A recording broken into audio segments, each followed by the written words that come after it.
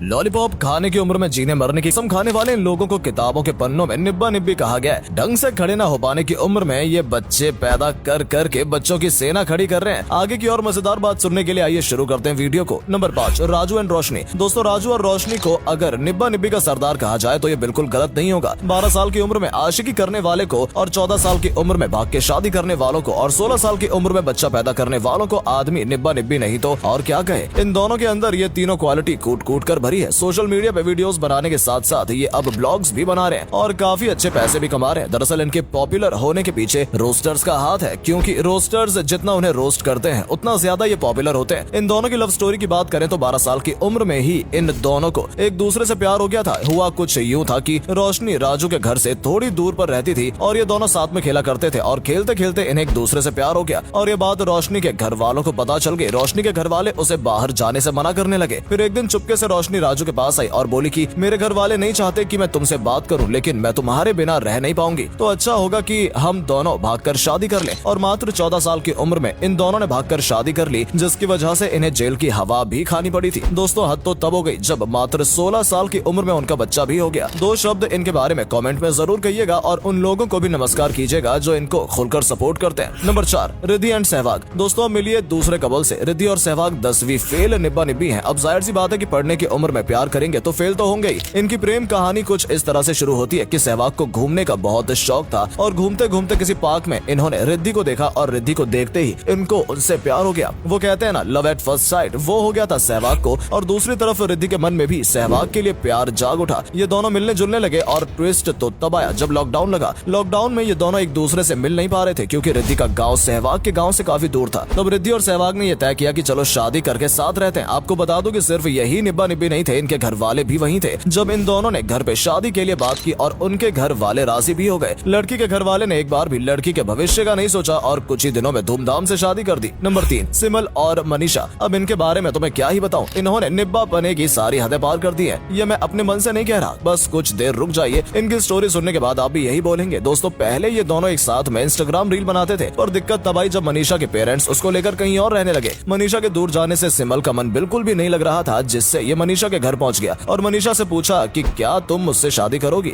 अब जैसे ही मनीषा ने हाँ कहा तो सिमल ने पॉकेट से सिंदूर और मंगलसूत्र निकाला और उसे लगा दिया। मतलब ये भाई पूरी तैयारी के साथ गए थे। सिमल के ये सब करने के बाद मनीषा के पेरेंट्स गुस्सा नहीं हुए, बल्कि उन्होंने ये कहा कि सिमल अब तुम्हारा पति है और तुम्हें अब इसी के साथ जाना होगा और इसी के घर में रहना होगा, मतलब कुछ भी। इसके बाद ये दोनों साथ में रहने लगे, लेकिन मनीषा कुछ ही दिन बाद सिमल के घर से भाग गई और अपनी दीदी के देवर रोहित के साथ रहने लगी और कुछ समय बाद उनसे शादी कर ली। जितनी जल्दी शादी उतना जल्दी भागी, ऐसे लोगों के साथ ऐसा ही होता है। नंबर 1, सुनील एंड गुड़िया। दोस्तों, इस निब्बा निब्बी की कहानी भी उसी तरह है जैसे बाकियों की थी, मानो जैसे इन लोगों की कोई अलग प्रजाति हो। इस निब्बा निब्बी की कहानी ये है कि ये दोनों एक ही गांव में रहते हैं, जिससे इनका मिलना जुलना लगा रहता था। ये दोनों साथ में कई बार मिले, जिससे दोनों को एक दूसरे से प्यार हो गया। प्यार होने के बाद शादी के लिए इन दोनों ने अपनी फैमिली वालों से बोला, पर कम उम्र होने की वजह से इनके घर वालों ने साफ मना कर दिया। पर इन्हें तो आशिकी 4 मूवी बनानी थी, तो अपने प्यार को पूरा करने के लिए इन्होंने भागकर शादी कर ली। इस समय ये दोनों एक दूसरे के साथ रहते हैं और इतना ही नहीं, ये लोग मम्मी पापा भी बन चुके हैं। तो 2 शब्द जरा इनके लिए भी कमेंट में छोड़ते हुए जाइएगा।